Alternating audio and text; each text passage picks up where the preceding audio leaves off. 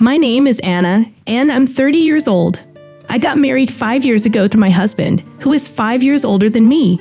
He works for a big company and is calm, patient, and a very kind husband. We became pregnant with our first child in our first year of marriage, and it was the happiest time for me. However, things changed after I left my job due to pregnancy. My husband's attitude became different. One day, when I was feeling really sick, he got angry and demanded to know where his food was. He criticized the way I did housework, calling me lazy and stupid. He would often say hurtful things like, "Can you even do something as easy as this? You really are an idiot." Whenever I tried to express my thoughts, he would lose his temper and tell me to shut up. It was shocking to see this sudden change in my husband. At first, I thought it might be temporary, that he was just having bad days. I hoped he would go back to being the kind husband I knew after our baby was born. Unfortunately, that didn't happen. Despite everything, I still love my husband and don't want to admit that my marriage was a mistake. It feels like I'm being harassed, and it's hard to understand why my husband has changed so much. After our marriage, my husband showed his true colors, but back then, I didn't realize it. I thought he was giving me a chance because I wasn't good enough, and I started fearing that he might leave me. 5 years passed, and we are blessed with 3 beautiful children.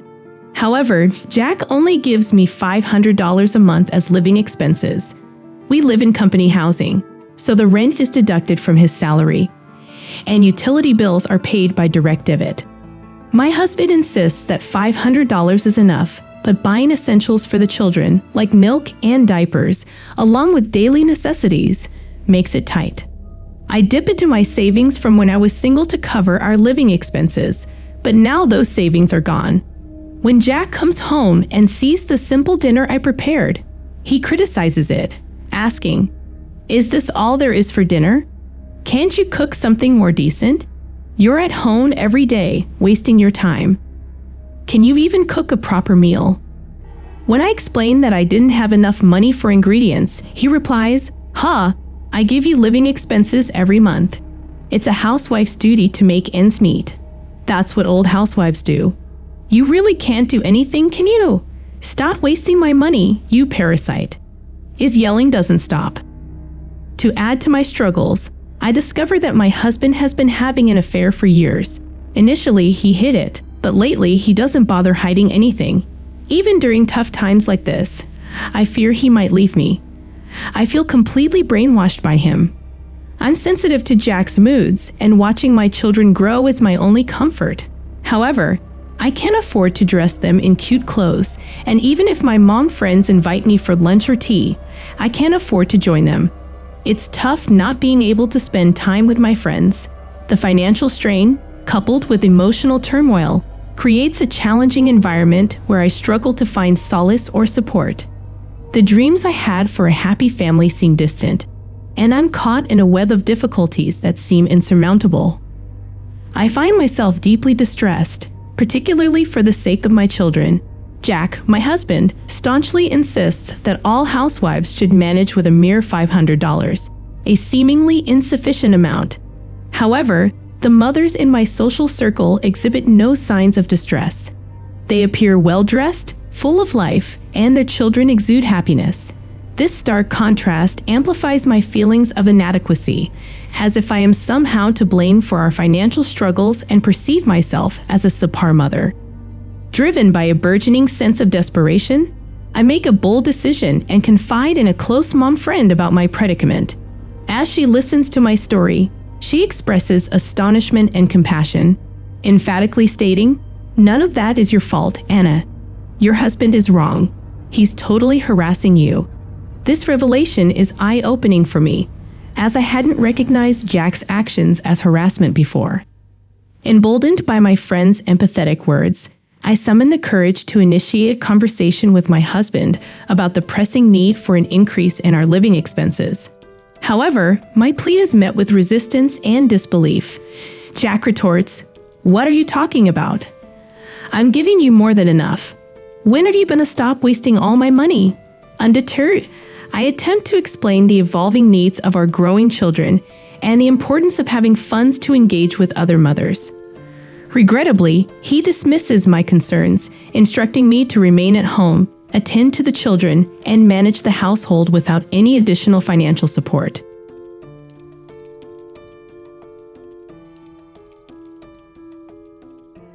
In the midst of his vehement response, the children, perhaps sensing the tension, start crying.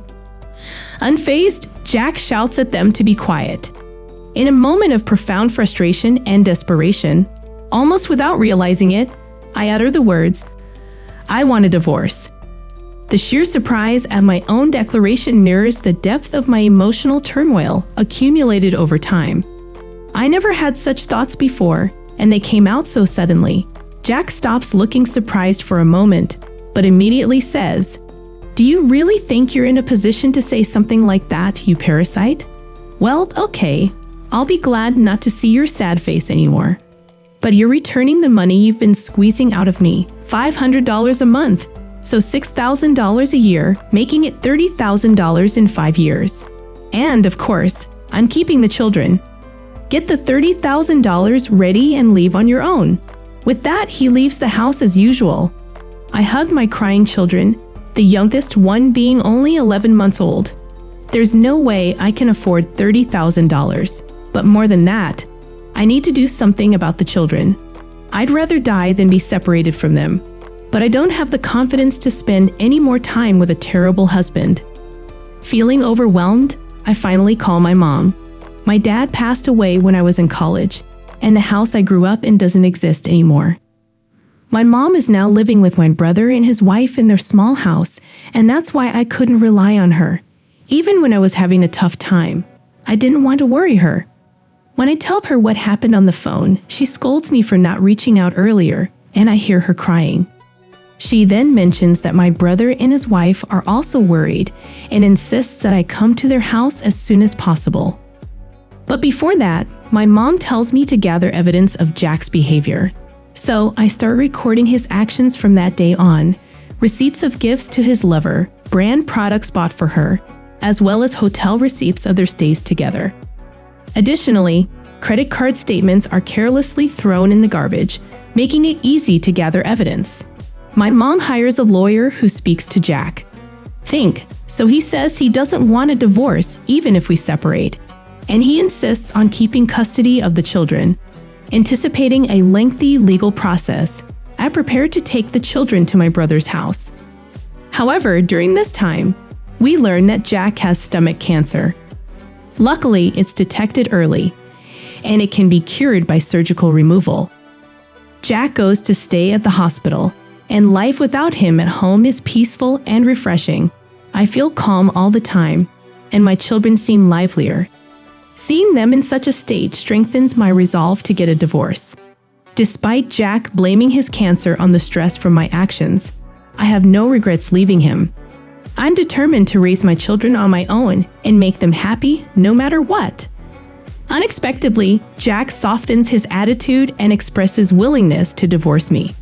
It seems that facing his mortality and overcoming the cancer made him want to start anew.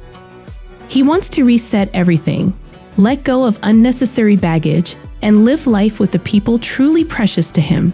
Even in this situation, it's all about himself. Although his words about me don't bother me much, calling the children unnecessary stuns me. Despite that, I don't see a reason to throw away the opportunity to get divorced. I swiftly proceed before Jack changes his mind. He seems to have no regrets about letting go of the children, so I ask him to sign a pledge stating he'll never see them again. While I won't be receiving child support, he agrees to pay a large amount of compensation. I also request compensation from his lover. Finally, I am able to divorce Jack. He is concerned about what everyone will think, but I focus on creating a better life for myself and my children. Jack, in a bid to save face, takes to telling his colleagues and neighbors a skewed version of events, claiming that I abandoned him the moment he fell ill. His selfishness frustrates me, but above all, I find solace in the newfound freedom that life without him brings. With anticipation and relief, I embark on a journey to start afresh, leaving behind the house that harbored the memories of those tumultuous years. Following my departure, I received word that Jack wasted no time in marrying the longtime lover he had been involved with for years, a woman who happened to work under him at the office. Opting for a fresh beginning, I choose to rent an apartment near my brother's house, where I find support from my mother, brother, and his wife in raising the children. Simultaneously, I managed to secure a job. Though the path has been challenging, the overwhelming sense of happiness surpasses the difficulties of my past life. Approximately 6 months later, my mother shares with me the unsettling news of a call from Jack's father. Concerned, I make contact with his dad and learn that Jack has gone through another divorce. Fortunately, his battle with cancer has not resurfaced, and he remains alive and well. Initially leading a peaceful life with his new wife, things took a turn for the worse as he began mistreating her as well. She swiftly left the house, initiating a divorce shortly after. Exposing Jack's attitude, she created a scene at their workplace, prompting him to resign. In the aftermath, Jack has relocated from the company housing, offering more compensation to his recent ex-wife. Left with depleted financial resources, he retreats to his parents' house, drained of energy. In a surprising twist, he expresses a desire to reconnect with me and rekindle a relationship with our children. His father, unable to witness Jack's downward spiral, reaches out to me.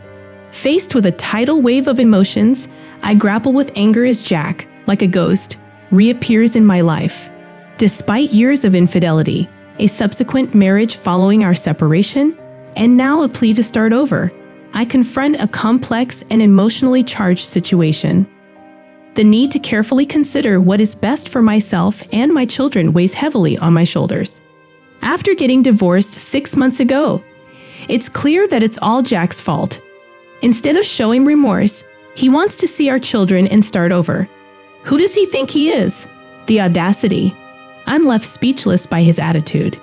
Despite managing to hold down my rage and telling Jack I never want to see him again before hanging up, a few days later, on my way home from work, he's waiting for me at a park near my house. My heart nearly stops. He looks pale and exhausted, making it hard to even recognize him. Anna, I know now, you're the only one for me. Our children need a father, right? He says, trying to justify his actions. A lot happened, but let's start over. You must be having a tough time on your own. I can do the housework for a while, he adds, as if he can just waltz back into our lives. I can't help myself and interrupt him. Don't be ridiculous. What do you mean start over? I have no intention of starting anything over with you. I'm thrilled to be away from you. I don't care what's happened to you. You say I must be having a tough time on my own.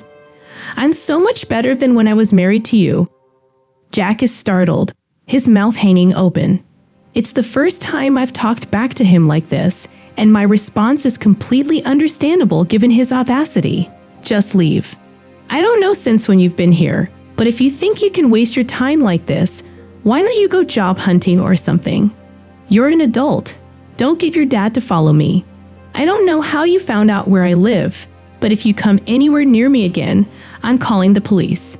Goodbye, I assert, leaving him standing there.